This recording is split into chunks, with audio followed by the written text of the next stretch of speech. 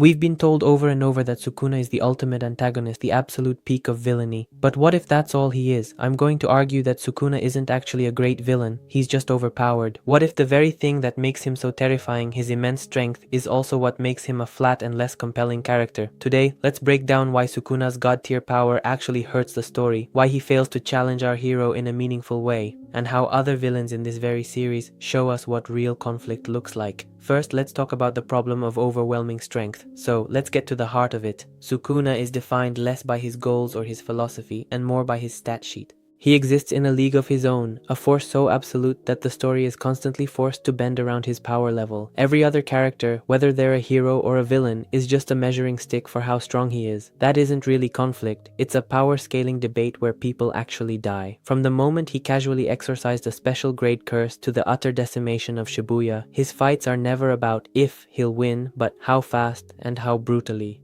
A great villain needs to be a threat, but that threat has to allow for tension. Tension is born from doubt, the chance that the hero might fail, but also the chance that the villain might have to struggle. With Sukuna, that uncertainty is almost completely gone.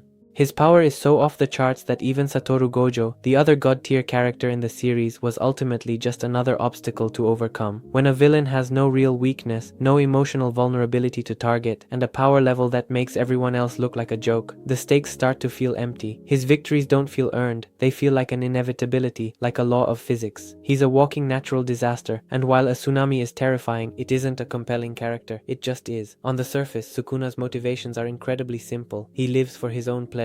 Sadistic, cruel, and hedonistic, he enjoys watching people suffer just because he can. He wants to fight, to eat, and to destroy whatever gets in his way, living completely by his own selfish standards. This makes him undeniably evil, but it doesn't make him deep. He doesn't have a grand vision for the world or a twisted ideology he's trying to force on others, just pure, uncut selfishness. That kind of straightforward evil can be fun, but it's missing the layers that make a villain truly iconic. A villain becomes memorable when they represent more than a physical threat. They need to challenge the hero's worldview, force them to grow, or have a story that makes you see their evil in a new light. Sukuna doesn't really do any of that. He just exists to be the strongest. Now let's see, the flattening of narrative tension. And the big problem with that overwhelming power is how it completely flattens the narrative tension. Because Sukuna is so far beyond everyone else, a fight against him doesn't feel like a battle, it feels like an execution. The audience isn't on the edge of their seat wondering how the heroes can possibly win, but rather how they'll survive. And a lot of the time, they don't.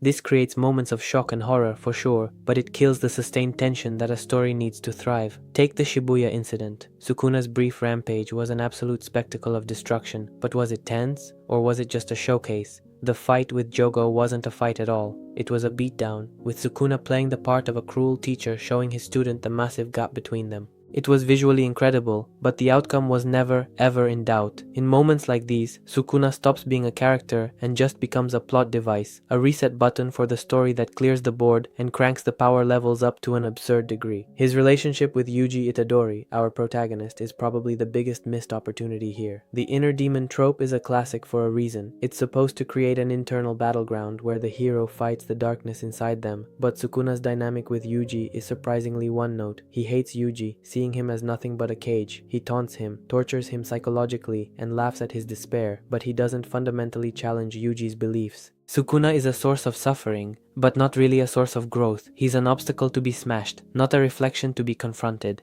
Yuji's core belief about saving people and giving them a proper death is never seriously tested by Sukuna's nihilism. It's just battered by his raw strength. Next, we'll see the counter-argument, comparing villains. To really see what's missing with Sukuna, we just have to look at the other antagonists in Jujutsu Kaisen, specifically Mahito and Suguru Geto. These guys show what a truly compelling villain can be, and they do it without needing to be the literal king of curses. Let's talk about Mahito. A lot of fans think he's a better villain than Sukuna, and it's easy to see why. Mahito is the perfect foil for Yuji Itadori. He's a curse born from humanity's hatred of each other. He's literally the embodiment of the negativity that sorcerers fight. His entire philosophy is a direct attack on Yuji's humanism. Where Yuji fights to protect life, Mahito sees souls as toys to be twisted for his own amusement. Their conflict is deeply personal and philosophical. Mahito doesn't just want to kill Yuji, he wants to break his spirit. He murders Junpei, kills Nanami right in front of him, and is responsible for what happened to Nobara. Every one of these acts is designed to make Yuji question his purpose and accept the cruel, meaningless world Mahito believes in. He tries to force Yuji to become just like him, a creature that kills without a second thought. This is what creates real character development.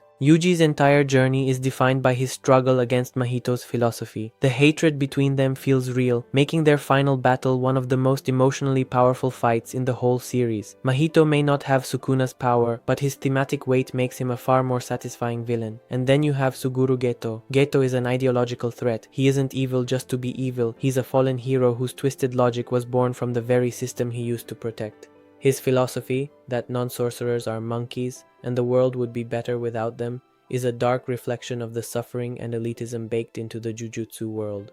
He's a product of his environment, a man who saw too much pain and chose a horrifying solution. This makes him tragic. His conflict with Gojo isn't just about power, it's a clash of ideals between two former best friends. That shared history and pain give their rivalry a depth that Sukuna's fights just don't have. Geto asks uncomfortable questions about their world, which makes him a villain with a point, no matter how twisted it is. Both Mahito and Geto offer something Sukuna doesn't, a compelling why. Mahito's why is his very nature as a curse, creating a philosophical war with Yuji. Geto's why is a broken ideology, creating a tragic personal conflict. Sukuna's why is simply because I can, and while that's definitely terrifying, it's just not as interesting.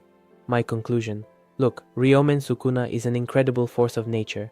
He's a spectacle, a benchmark for power, and the ultimate disaster. He absolutely succeeds at being a terrifying and charismatic presence whenever he's on screen. But a villain should be more than just the final boss. A great villain challenges the hero's soul, not just their body. They have motivations, however warped, that make them understandable even if you can't sympathize. They create tension through their plans, their ideas, and their personal connection to the heroes. On all those fronts, Sukuna comes up short. His character is a flat line of pure power, and while that line is set incredibly high, it lacks the peaks and valleys of a truly dynamic villain. He's a villain who is feared, but not one who is truly compelling. He is a challenge of strength, not a challenge of character. He is, simply put, just overpowered. But that's just my take. What do you think makes a truly great anime villain? Is overwhelming power enough, or do you need something more? Let me know what you think down in the comments. And if you enjoyed this breakdown, make sure to like the video and subscribe for more anime analysis. Thanks for watching.